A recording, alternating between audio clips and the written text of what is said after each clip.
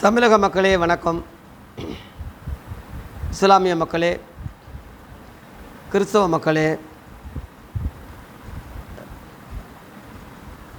இந்து மக்களே, உங்கள் எல்லாருக்கும் என்னுடைய பணிவான வணக்கங்கள். இயேசு கிறிஸ்து யார் என்ற தலைப்பில் தொடர்ந்து உங்களோட பேசிட்டு வர்றேன். மத்தேயு எழுதின சுவிசேஷம் 5ஆம் அதிகாரத்தில் பாக்கியவான்கிற லிஸ்ட்டில் இன்றைக்கி 10வது வசனத்தில் நீதி நிமித்தம் துன்பப்படுகிறவர்கள் பாக்கியவான்கள், பரலோக ராஜ்யம் அவர்களுடையது என்று சொல்கிறார். நீதி நிமித்தம், அதாவது அநியாயம் செய்து துன்பப்படுறது உண்டு, அக்கிரமம் செய்து துன்பப்படுறது உண்டு, பாவம் செய்து துன்பப்படுறது உண்டு, திருடி பொய் சொல்லி துன்பப்படுறது உண்டு, வட்டிக்கு வாங்கி கொடுத்து துன்பப்படுறது உண்டு, லோன் வாங்கி கடன் வாங்கி துன்பப்படுறது உண்டு. இப்படி நிறையா வகையில் துன்பப்படுறவங்க இருக்கிறாங்க இல்லையா? ஆனால் அவங்களெல்லாம் பாக்கியவான்கள்னு சொல்லலை. நீதியை நிமித்தம் துன்பப்படுகிறவர்கள் பாக்கியவான்கள். நீதிக்காக, நேர்மைக்காக துன்பம் வரும். உண்மையாக இருக்கிற லஞ்சம் வாங்க மாட்டேன்னு ஒருத்தன் இருந்தான்னா மேலதிகாரிகளால் துன்பம் வரும். வேலை அவங்களுக்கு இருக்காது, வேலை வாய்ப்புகள் பறிக்கப்படும். நம்மளை காட்டி கொடுத்துருவான்னு சொல்லி பொதுவாக அவங்கள ஒதுக்கியே தான் வைப்பாங்க. நேர்மைக்கு உண்மைக்கு மரியாதை இருக்காது. அதனால் சில பாடுகள். இந்த சகாயம் கலெக்டர் எல்லாம் எத்தனையோ தடவை என்னையை மாற்றினாங்க. என்ன காரணம்னா லஞ்சம் வாங்காதனால, உண்மையாக இருந்ததுனால மாற்றினாங்க. உண்மை உள்ள அதிகாரிகள் ஒரு இடத்துல இருக்க முடியாது, மாற்றிக்கிட்டே இருப்பாங்க. அதெல்லாம் துன்பம் தானே. பிள்ளைகளை படிக்க வைக்க முடியாது, ஒரு குறிப்பிட்ட இடத்துல அவங்க நிம்மதியாக நாட்களை கழிக்க முடியாது. அதனால் இந்த உலகத்தில், பூமியில் நேர்மை நிம்மதிக்கு அங்கே இடமே இல்லை. நீதி நேர்மைக்கு அங்கே இடமே இல்லை. அநீதி உள்ளவங்க தான் நல்லா இருக்காங்க, லஞ்சம் வாங்கக்கூடியவங்க தான் நல்லா இருக்காங்க, அநியாயம் அக்கிரமம் செய்யக்கூடியவங்க தான் நல்லா இருக்காங்க. இந்த உலகத்தில் எடுத்துக்கிட்டால் எல்லாரும் அப்படித்தான் இருக்கிறாங்க. இந்த நேரத்தில் நான் நீதிக்காக வாழ்வேன், நேர்மைக்காக வாழ்வேன், நான் இந்த இடத்துல இந்த நேரத்தில் நான் லஞ்சம் வாங்க மாட்டேன், நீதி நேர்மைக்காகவே நான் உழைப்பேன் அப்படின்னா கண்டிப்பாக அவங்களுக்கு துன்பம் உண்டு. அன்றையும் தெய்வ பக்தியாக நடக்க மனதாக இருக்கிற யாவரும் துன்பப்படுவாங்கன்னு 2 தீமோத்தேயு 3ஆம் அதிகாரம் 12ஆம் வசனத்தில் கிறிஸ்தவ ஊழியர்கள் அங்கே எழுதியிருக்கிறாங்க. தேவ பிள்ளைகளே, உண்மையாய் பாடுபடுகிற கஷ்டப்படுகிற மக்களுக்கெல்லாம் துன்பம் உண்டு. நாட்டுக்காக பாடுபட்ட தியாகிகள் நிறையா நம்ம நாட்டில் இருக்காங்க. எவ்வளவோ துன்பங்கள், எவ்வளவோ பாடுகள். மகாத்மா காந்தியை எடுத்துக்கிட்டால் அகிம்சைக்காக கத்தியின்றி ரத்தமின்றி சுதந்திரம் வாங்குவோம் அப்படி சொல்லி தியாகம் பண்ணாங்க. உப்பு சத்தியாகிரகத்துக்கு பண்ண உப்புக்கு வரி போட்டதுக்காக போராட்டம் நடத்தினாங்க. இன்றைக்கி சாப்பாட்டுக்கு வரி போடுறான், திங்கிற சாப்பாட்டுக்கு.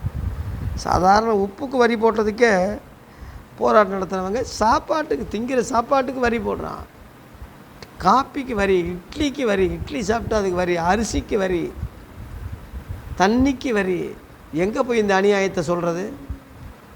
வெள்ளைக்காரன் கையில் இருந்த ஆட்சி இப்போ கொள்ளைக்காரன் கையில் இருக்குது. நிலக்காரன் கூட இந்த கொடுமை செய்யலை, இந்த அநியாயம் செய்யலை. நாங்கள் கூட காந்தியை நாங்கள் பாதுகாத்தோம், கிழவனாரை சுதந்திரத்துக்கு பாடுபடுறாருன்னு. நீங்கள் சுதந்திரம் கொடுத்து 1 வருஷத்துலேயே கொண்டுட்டிங்களா பாவி, கொண்டுட்டிங்களே காந்தியை. ஒரே வருஷத்தில் 1947 சுதந்திரம்னா 48 கொள்கிறாங்க. யார்? மதவாதிக, ஜாதி வெறி உள்ளவங்க கொள்கிறாங்க. இந்த நாடு எப்படி இருக்குது பார்த்தீங்களா? அதான் வெள்ளைக்காரன் கையிலேருந்து நாடு இப்போ கொள்ளைக்காரன் கையில் இருக்குது. விலைவாசியெல்லாம் கூடிருச்சு, லஞ்சம் ஊழல் பெருத்துருச்சு. எங்கிட்டு பார்த்தாலும் கொலை, கொள்ளை, லஞ்சம். ஆனால்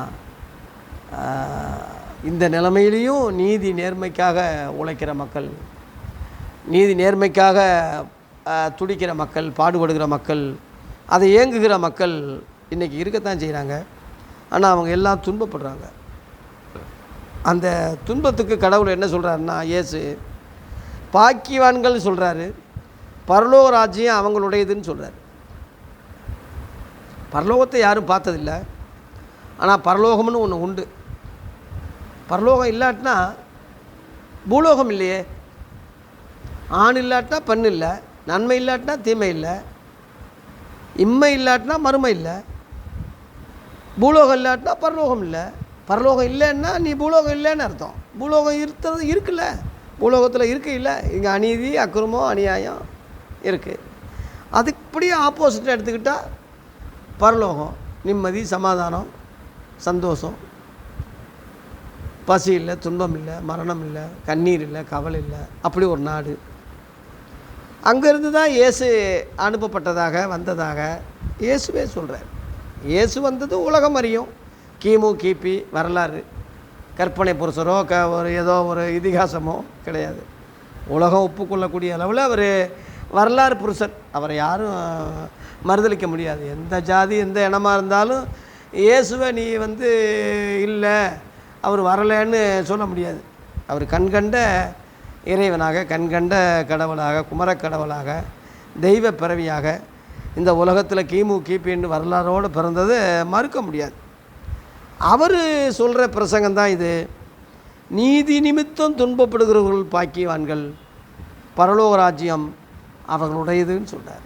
நீதிக்காக, நேர்மைக்காக ஒருத்தன் பாடுபட்டா பாக்கியவானாக இருப்பான், நல்லவனாக இருப்பான், சமாதானம் பண்ணக்கூடியவனாக இருப்பான். எல்லா ஆசீர்வாதம் அவனுக்கு கிடைக்கும். இந்த உலகத்தில் கஷ்டப்பட்டாலும் பரலோகத்துக்கு வரக்கூடியவனாக காணப்படுவான். நிச்சயமாக பரலோகம்னு ஒன்று உண்டு, நம்புங்க. இது இயேசு சொன்னார். அதனால் அப்படின்னா கடவுளே இல்லைன்னு அர்த்தம். கடவுள் ஒன்று இல்லாட்டினா கடவுள் இருக்கிற இருப்பிடம் தானே பரலோகம். அதை மறுதளிக்கக்கூடிய சூழ்நிலை தானே வரும். அதனால் இயேசு பெருமானுடைய மலை பிரசங்கம், மலை பொழிவு, இந்த குமர கடவுளுடைய இந்த மலை செய்திகள் முற்றிலும் உண்மையானது, மகத்துவமானது.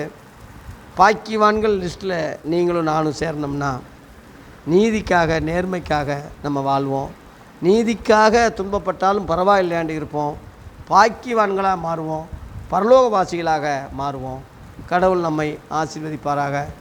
இந்த பாக்கியத்தை, பரலோக பாக்கியத்தை அடைய ஆண்டவர் நமக்கு கிருபை செய்வாராக. நன்றி, வணக்கம்.